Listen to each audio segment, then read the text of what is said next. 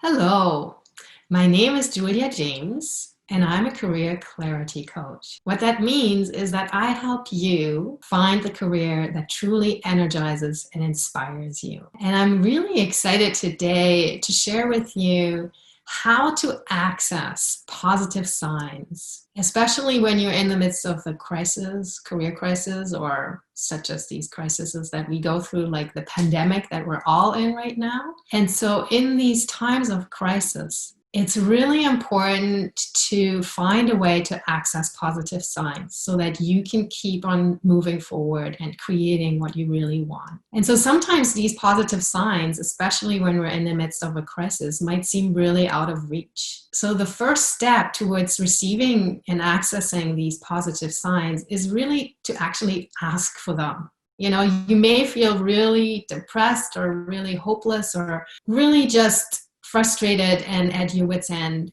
and to actually ask, give me a positive sign, like I just need a sign, is actually a very powerful act. You are putting it out there that you want to receive that positive sign. The next step that's really important to make yourself available for receiving these signs is to ground yourself in positive practices. And this is often comes in as such a blessing when we enter a crisis and we already have a habit of positive practices that really ground us and where we can really feel centered and present. It could be meditation, but it can also be walking in nature, or it could be dancing. It can be really anything that makes you feel connected in some way to a greater power or to yourself, just really feeling your feet on the ground, things like that. So if you don't have already a practice that grounds you, I highly recommend starting something. And it doesn't have to be anything huge and elaborate. It could just be a few minutes every day of sitting in gratitude or tending your garden. It really doesn't have to be anything special,